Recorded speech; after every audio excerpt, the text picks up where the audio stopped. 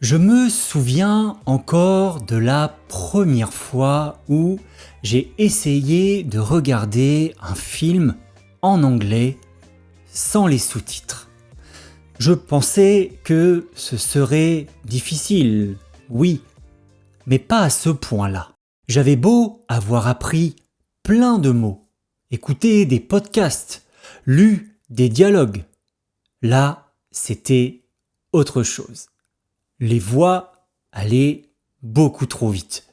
Les personnages se coupaient la parole et souvent je ne savais même pas qui parlait.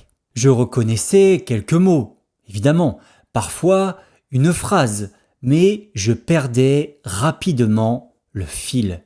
Et très vite, j'ai décroché. Et c'est là que j'ai compris une chose importante. Comprendre un film dans une langue étrangère, ce n'est pas du tout comme écouter un podcast lent ou faire un exercice en classe. C'est un autre niveau de difficulté. Mais c'est normal. Et si tu apprends le français aujourd'hui et que tu as du mal à comprendre les films français, je veux te rassurer. Tu n'es pas seul.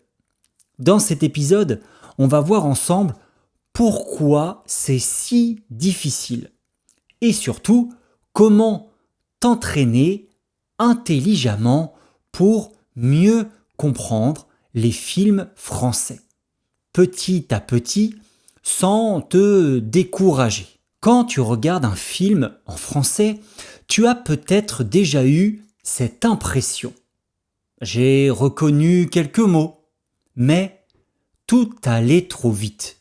Et, comme je te le disais tout à l'heure, tu n'es pas seul. Les francophones natifs parlent très rapidement dans les films. Ils mangent les mots. Ils se coupent la parole. Et parfois, ils enchaînent 3 phrases sans respirer. Résultat, ton cerveau est complètement débordé. Il n'a pas le temps de tout analyser. Même si tu connais déjà certains mots, tu ne les entends pas forcément. Parce qu'ils sont collés, raccourcis ou même avalés. Par exemple, tu es là, ça devient t'es là.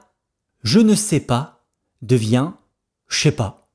Il va y aller devient il va y aller. Tout ça, en fait, c'est du français oral naturel, mais c'est un choc auditif quand on apprend le français à l'école ou avec des dialogues bien articulés. Donc, non, tu n'es pas nul. Non, tu n'as pas un problème de mémoire. Tu as juste besoin d'un peu de pratique et des bonnes stratégies. D'ailleurs, si tu veux t'exercer avec du vocabulaire naturel, utilisé à l'oral par les natifs, j'ai créé une ressource spéciale, le vrai French de conversation. C'est un workbook complet avec des dialogues du quotidien, des expressions familières, des audios pour la prononciation, des exercices pratiques pour mieux comprendre et utiliser ce que tu entends. Tu peux l'utiliser à ton rythme en complément de cette vidéo par exemple. Et ça t'aidera à franchir un cap dans ta compréhension des dialogues français et dans ta fluidité à l'oral. Tu peux le télécharger avec le lien juste en dessous dans la description. Et justement, dans le prochain chapitre, on va voir pourquoi ce n'est peut-être pas encore le bon moment pour toi de regarder certains films. Et pourquoi ce n'est pas grave. Tu sais, parfois on a envie d'aller trop vite. On se dit, allez, je vais regarder un vrai film en français sans aucun sous-titre. Et au bout de quelques minutes, on décroche. On est perdu. On comprend une phrase et puis plus rien. On se sent nul, hein. Je connais même très bien ce sentiment. Mais en réalité, le problème, ce n'est pas toi. Ce n'est pas ton cerveau. Ce n'est pas que tu n'es pas doué. Le problème, c'est que tu n'es peut-être pas encore prêt. Regarder un film en langue étrangère, c'est une compétence avancée. C'est comme courir un marathon quand tu fais de la course à pied. Tu ne peux pas faire ça quand tu démarres et sans entraînement. Et ce n'est pas grave, hein. Tu peux commencer beaucoup plus simple. Tu peux par exemple regarder un extrait avec des sous-titres, revoir une scène plusieurs fois, choisir une série que tu aimes ou un documentaire, ou même revoir un film ou une série que tu connais déjà dans ta langue, mais cette fois-ci en français. L'idée, c'est d'adapter ton contenu à ton niveau actuel, pas à ton niveau rêvé. Parce que si tu choisis un film trop difficile, tu vas te décourager et tu risques d'abandonner. Ce n'est pas un échec de faire une pause. Ce n'est pas un échec de dire « Ah, je vais d'abord m'entraîner avec des contenus plus accessibles à mon niveau ». Au contraire, c'est une stratégie intelligente. Et à long terme, ça va t'aider à progresser beaucoup plus vite. Tu connais déjà peut-être beaucoup de mots en français. Tu as appris du vocabulaire utile, des verbes importants, des phrases de base. Mais quand tu regardes une série ou un film, tu entends des expressions que tu ne comprends pas du tout. Et c'est normal, parce que les films français utilisent un vocabulaire très différent de celui qu'on apprend dans les manuels. Ce sont des expressions familières, de l'argot, des abréviations, des phrases que les natifs utilisent tous les jours, mais que tu n'as jamais vues dans un livre. Par exemple, il m'a posé un lapin. C'est clair, j'en peux plus. T'es relou. Grave. Je suis crevé. Et même si tu connais les mots séparément, tu ne peux pas deviner la signification exacte de l'expression.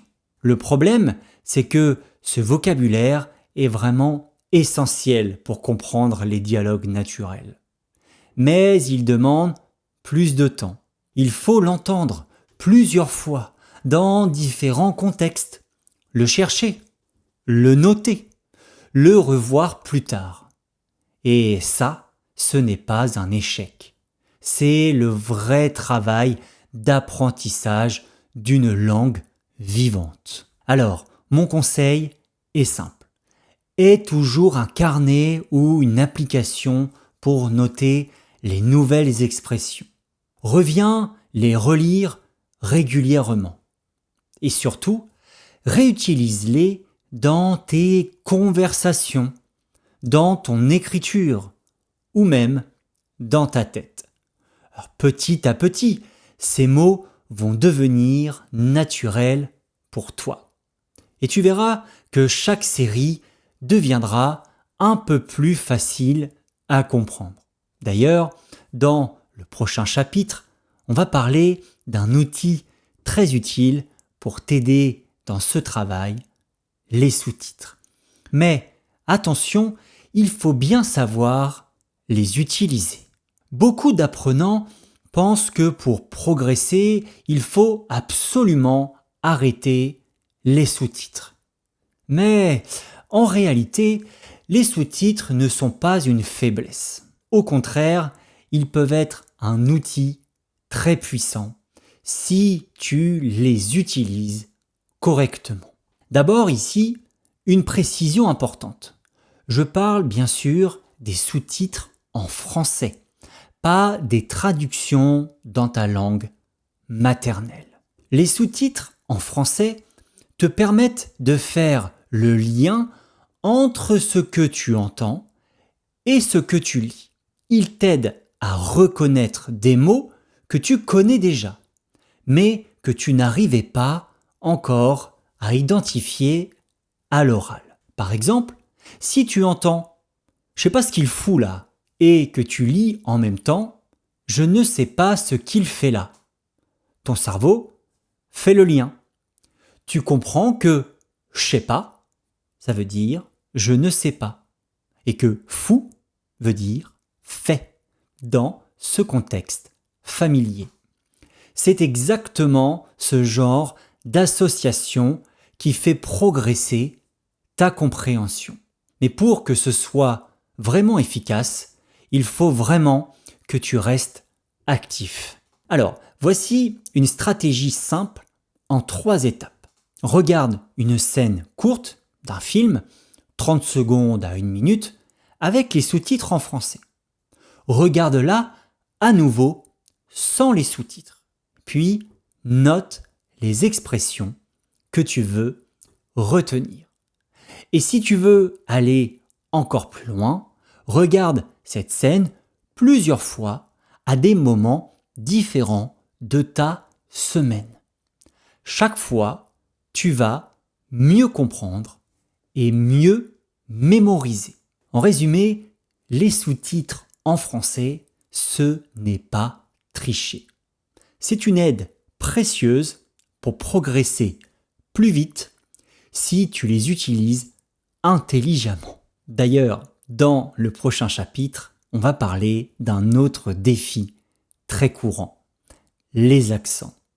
Parce que parfois, ce n'est pas le vocabulaire qui bloque, c'est juste la façon dont les gens parlent. Tu regardes un film français et là, tout à coup, un personnage parle et tu ne comprends rien. Rien du tout. Pas un seul mot. Tu te demandes, est-ce que c'est encore du français ou est-ce que c'est une autre langue? Pas de panique. C'est juste un accent régional ou parfois un accent d'un autre pays francophone. Et c'est tout à fait normal d'être perdu. En France, il existe une grande diversité d'accents. L'accent du Sud, l'accent parisien, l'accent marseillais, l'accent du Nord, l'accent de l'Est, et même en dehors de la France, l'accent québécois, l'accent belge, l'accent africain francophone, l'accent antillais. Chacun de ces accents a ses particularités, une façon différente de prononcer certaines voyelles, un rythme particulier, parfois même du vocabulaire local. Et quand on apprend le français, on s'habitue souvent à un seul accent, celui qu'on entend dans les podcasts ou dans les vidéos éducatives. Mais le français de la vraie vie, c'est une langue vivante, parlée avec des voix différentes, dans des régions différentes. Donc, si tu ne comprends pas tout, quand un personnage a un accent, et parfois un très fort accent, ce n'est pas grave. Ça ne veut pas dire que ton niveau est mauvais. Ça veut juste dire que ton oreille n'est pas encore habituée à cet accent-là.